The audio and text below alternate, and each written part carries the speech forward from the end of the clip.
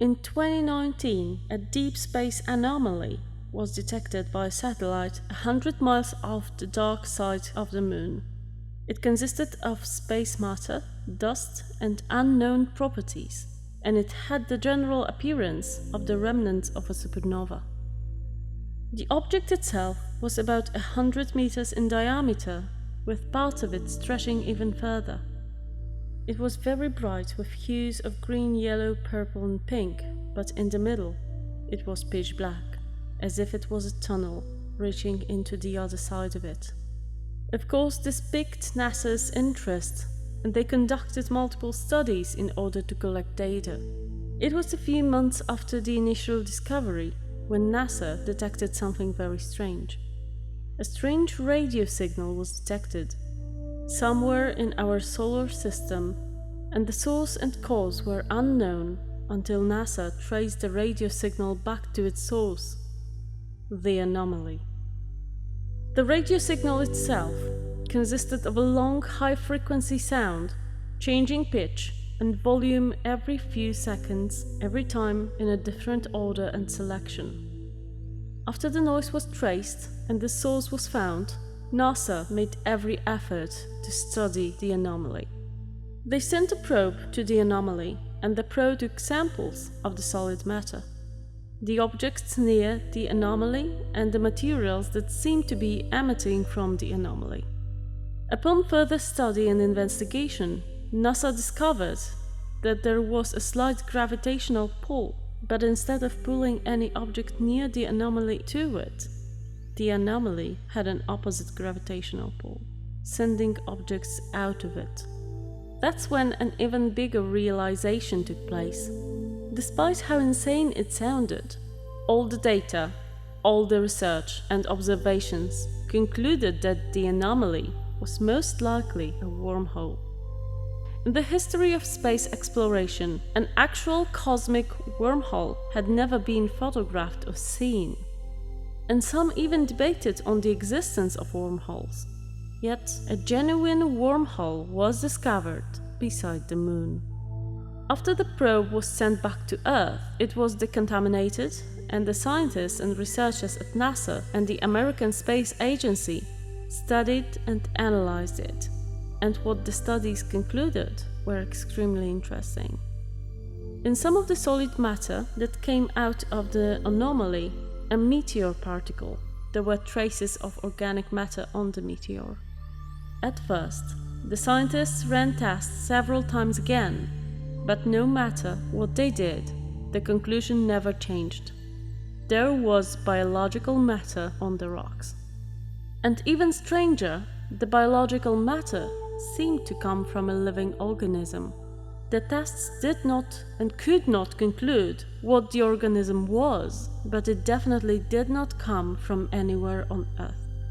And if the anomaly really was a wormhole, then there was a slim chance that the organism the biological matter belonged to did not even come from our universe or plane of reality.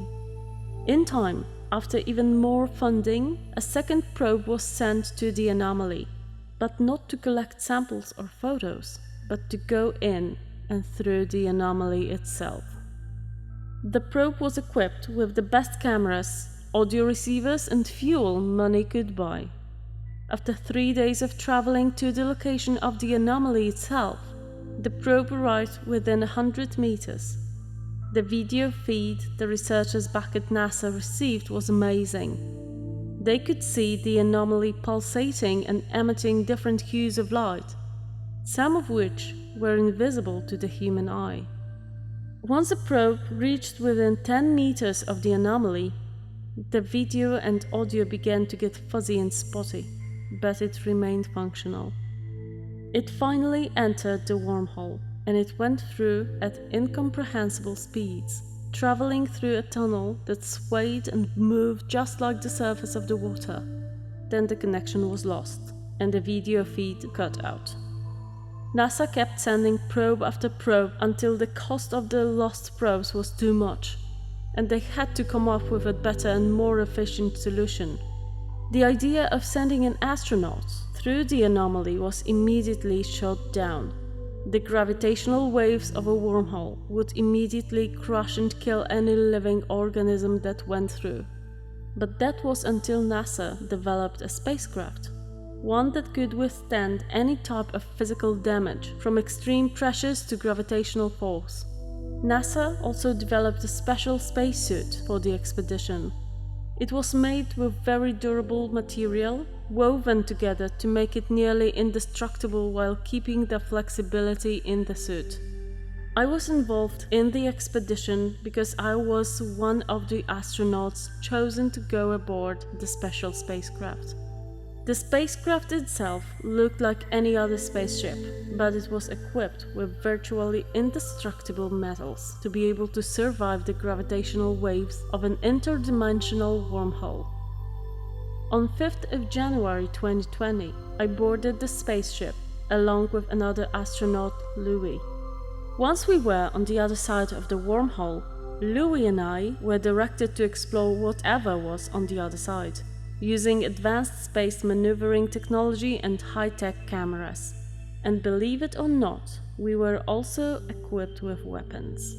The scientists declared that there was a possibility that life on the other side of the anomaly, whether intelligent or not, could be hostile.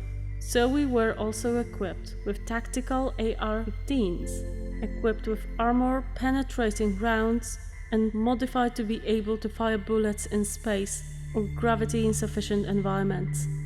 Since we were astronauts, we didn't know how to shoot military guns, and we had to take a 2-day crash course.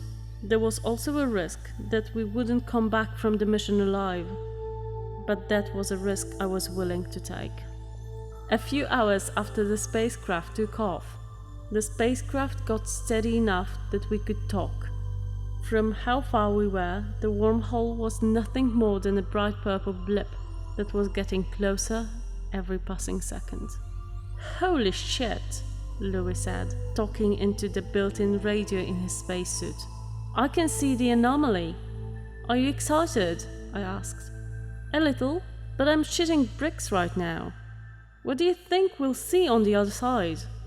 "Whatever is on the other side, whether friendly or not," I replied. We were now only a mile away from the wormhole, and even from here it was getting a little hard to keep our eyes open due to the light. We stayed silent for a while until the spaceship was about 50 meters away from the wormhole. My heart was beating out of my chest, and adrenaline pumped through every square inch of my body as we approached the wormhole. Before I knew it, the spaceship collided and went into the wormhole, and in an instant, a huge flash of light exploded around us as we went through the interdimensional tunnel at nearly light speed. I felt the pressure and force mount up my body, and for the longest 10 seconds in my life, I went through the most intense pain I have ever felt. But before I knew it, we exited the wormhole and we were on the other side. Dazed, I picked up the radio. "Houston," I said, "we fucking made it." Only static came back. I had partially expected this because we couldn't expect to stay in communication after we had exited the wormhole to the other side. I looked out the window, and for a second I thought we were still in our universe. But then, as excitement flooded my body, the small pieces started to click. The planets did not look bare. They were lush and full of colors. But a lot of the colors were some I had never seen before, and some colors I couldn't describe. Once I took in the new universe's features, Louis and I did what we came here to do: explore one of the habitable planets.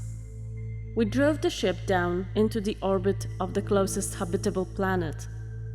The planet was lush and green, and it was the most similar one to ours. Once we went into the orbit of the planet, I could see the surface and terrain of the planet. I detected that something was wrong. The planet was lush and green, with bodies of liquid and sustained oxygen, and it should have been full of alien life. but there wasn't a single intelligent life form on the planet. The spacecraft landed, and we stepped out, holding out guns at the ready. The planet's air looked very well breathable, but I wasn't going to take chances by taking off my helmet. "There's something wrong with this place," I said. "And what's that?" Louis asked. "There's water, oxygen, and vegetation, but there aren't any intelligent organisms." I was right. There was vegetation, but it was only some kind of moss and a few fern-like alien plants. "You're right," Louis said. "There's no life here." Then I spotted something strange in the distance.